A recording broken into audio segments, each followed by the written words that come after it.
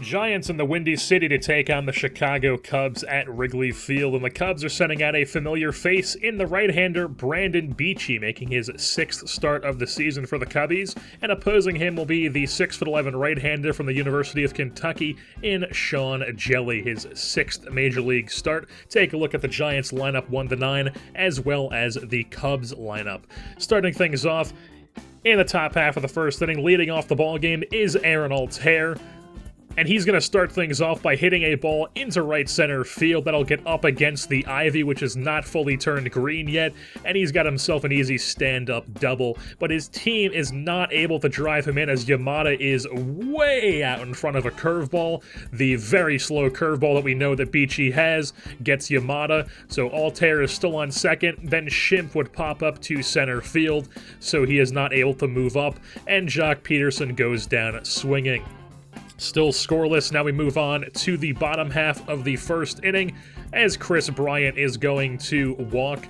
He'll take his base, then with 2 outs, it brings up Kyle Schwarber, hits a ball into right field for a base knock, so it's first and second for the Cubs, brings up Anthony Rizzo, who is sawed off, bat goes flying, dribbles back to Jelly, and then it's going to be an easy out over at first base. Bottom half of the third inning now, a diving play by Tetsuto Yamada at second base to get Rougned Odor. Taking a look at this one in slow motion, makes the diving stop, gets up to his knees, and makes the throw over to first base to retire Odor.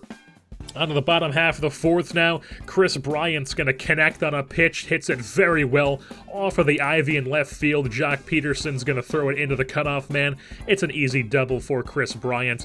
After that, Kyle Schwarber dribbles one up the line. Joey Bart makes the play, but Bryant moves up to third base, so he's just a sac fly away from scoring. The infield is in, and Anthony Rizzo is going to hit a ball past Beer, who tried to make the play, but he could not do it. Cubs take a 1-0 lead. After that, Wilson Contreras lines out, then with a runner on first, Ian Happ gets a pitch over the plate. He's going to send it opposite way, a long way, over the fence, into the bleachers. A 2-run shot for Ian Happ makes this game a 3-0 Cubs lead. We'll move on to the top half of the seventh now. Giants at the dish. It's Seth Beer going to hit a single into right field, so he's on first base. After that, Elliot Ramos gets a hanging curveball that he cannot do anything with, as he just pops it up to left center field, retired for an easy out. And then Joey Bart would ground into an inning-ending 5-4-3 double play. Still 3-0 as we move on to the ninth, as another familiar face in Will Smith comes on to close out the game for the Cubbies. First batter up in the inning, Tetsuto Yamada pops one up to the shortstop Baez for a can of corn at the shortstop position, and then Ryan Schimpf would go down on a drop third strike toss over to first for the second out. Robbie Grossman then comes on to pinch hit for Peterson, as it is a lefty on the hill, and he would bloop one into left center field that somehow lands for a single, so it's a 2-out hit for Grossman. Then Buster Posey comes on to pinch hit as well, but he would not be able to do anything. A full count, but he pops it up into foul territory. Contreras is there to put that one away for the final out of the ball game, as the Chicago Cubs win this one over the San Francisco Giants 3-0 here at Wrigley Field. Brandon Beachy completely dominated his former team. He threw strikes all day long. He did not mess around. He had a very low pitch count, struck out 8 batters in 7 innings, and only gave up 3 hits and no runs. Before we actually hop into the next game, we do need to go over an injury, as Robbie Grossman has gone on the 10-day IL with a finger contusion. He won't be out for very long, but he will need an IL stint, so Steven Duggar, since we needed an outfielder, has been called up from AAA Sacramento. Giants back at home in San Fran now to take on their longtime rival in the Los Angeles Dodgers, who are sending out their longtime ace in Clayton Kershaw, the left-hander, and the Giants sending out a lefty of their own in Tyler Anderson. This will be his 8th start of the season for San Francisco. Take a look at the Giants lineup 1-9, and then of course the Dodgers lineup as well. Start things off, bottom half of the first inning, Aaron Altair leading off the game for the Giants yet again, and he's going to lead off with another hit, as he has himself a single here to lead off this game at home. So he's on first base. He would then proceed to swipe second on the slow stretch of Clayton Kershaw, but the pitch gets in the dirt, so there is no throw down. Buster Posey then would bloop one that just barely stays fair down the right field line. Altair did not know if it was going to be caught or not, so he's only able to move up one base. Then Ryan Schimpf hits a ball a long way to right center field, but it would be caught at the track, but it does allow Altair to tag up from third, and the Giants strike first. We move on to the top half of the third now, as Austin Barnes is going to hit a ball into right field for a base knock. That brings up the 9-hole in the pitcher, Clayton Kershaw, who lays down a bunt. Yamada charges this one, has the play at first base, but Barnes does move to the second. Then DJ LeMahieu, their new offseason acquisition, lines out to the left fielder Altair, playing left on the day. And then for the third out of the inning, it would be Adam Eaton, who cannot pull the trigger, does not even think it's a strike at the top of the zone. Move on to the top of the fifth now, as Max Muncy is also going to go down on strikes. After that, it's Andrew Tolles, who's going to go looking on a changeup that he could not pull the trigger on. We move things on to the bottom of the sixth now, where Ryan Schimpf draws himself a walk, so he's on first base. Brings up Yamada, who's going to get all of this one, sends it to left field. Tolles at the wall, looking up. You can kiss that baby goodbye. A 2-run shot for Tetsuto Yamada puts the Giants up 3-0 in this one. Yamada's 6th dinger of the season.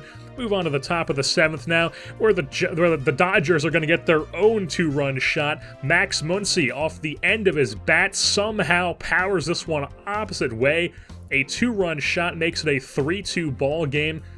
As the Dodgers are coming back in this one, Tanner Scott comes on to the bottom of the 9th since a bunch of lefties are up, and he cannot do his job as he walks the first lefty, Adam Eaton. Then Errol Robinson comes on to pinch run for him, and he walks the second lefty in Kyle Seager. Or Corey Seager, I should say. So it's first and second. He would then be able to get Bellinger to fly out to left field. Reyes Maranta then comes on with 1 out, runners on first and second. Justin Turner hits the ball down the left field line. That'll score 1 run, as this game is tied at 3 here in San Fran. And then Max Muncy, who had the 2-run shot earlier, is now going to one-up it with a 3-run shot that essentially closes the book on the Giants, as the Dodgers now take a 6-3 lead thanks to the monster shot off the bat of Max Muncy, his 8th home run of the season, 2nd of the game. And that would all but end it, as the Giants do not come back from this one. The Dodgers win it 6-3.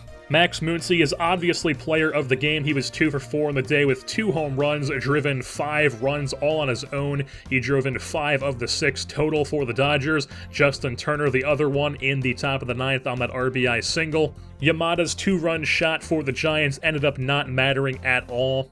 Before we hop into the next game, we do have a few things to go over. Carter Capps has been sent down to AAA, as he was absolutely putrid here in the big leagues to start off the season. Through 9 1/3 innings, he had given up 12 hits, 11 runs, and walked 10 batters somehow, as he had an above 10 ERA, so he's in AAA. TJ Trejo, after a few innings of being filthy in AAA, is back up in the big leagues. Carter Capps is not the only player who is struggling, though, as a lot of the young bats on the team are also having a tough start to the season. Elliot Ramos, Seth Beer, Gilberto Fuentes, Joey Bart, Stuart Fairchild, all not having the greatest starts of the year. Ryan Schimpf and Tetsuto Yamada also have been struggling as of late. But one guy who for sure is not struggling is Aaron Altair, as he is still among the league leaders in the OPS category in the National League, a 995. It has dropped below 1,000, but is still very high on the season, and like I said, among the league leaders.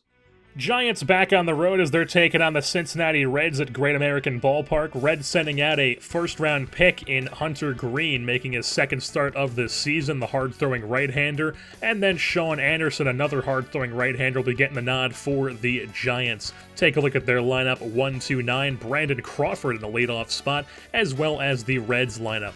We'll start things off top half of the 3rd inning. Gilberto Fuentes is going to hit a ball that is knocked down by Scooter Gennett at second base, but he cannot make the catch, so Fuentes on first base with a single.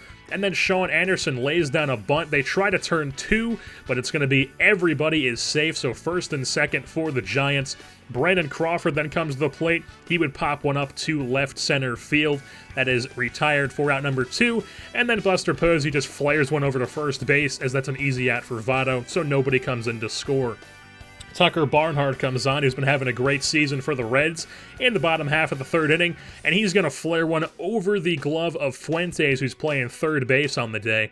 So it's a single for Barnhart, and then Hunter Green is a pitcher who can actually hit, gets a slider that doesn't slide, and he does not miss, clobbers this one into the left field seats, a 2-run shot for the pitcher, and the Reds have themselves a 2-0 lead.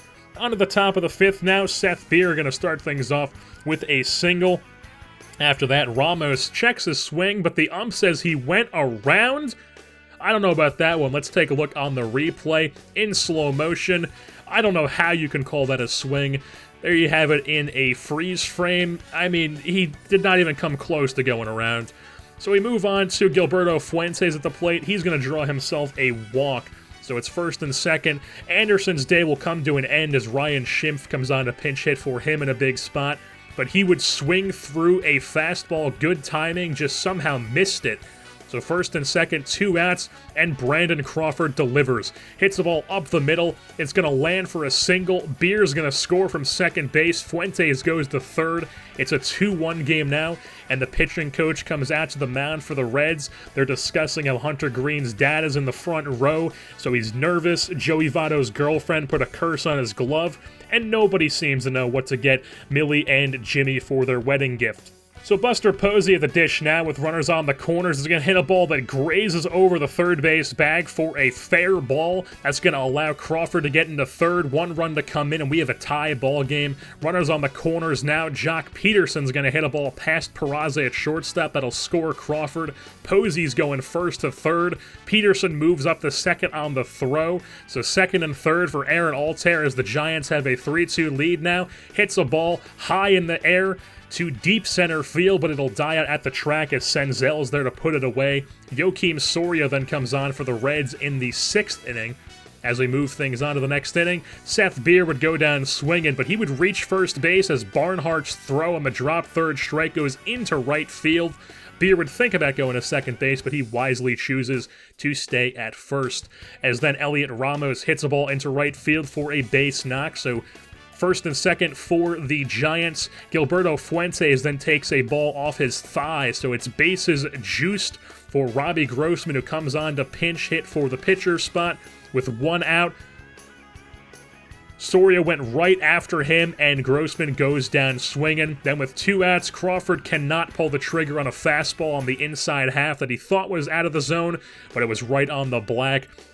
Tanner Scott comes on to the bottom of the 6th for the Giants with a 3-2 lead, and he gives Scooter Gennett a slider that doesn't slide, which he hits as a line drive into the right field bleachers. A solo shot ties this game at 3. Felix Pena then comes on to get out of the inning, and then in his second inning of work in the 7th, he gives up a solo shot of his own to Nick Senzel into the right field bleachers. A wall grazer, as that is going to be a 4-3 lead for the Reds now. Matt Bowman would take that 4-3 lead into the 9th inning as he comes on into the game for the save opportunity. Brandon Crawford is all the last hope for the Giants. He gets a first pitch that he likes, and he takes it on a line into those right field bleachers that are ever so popular today.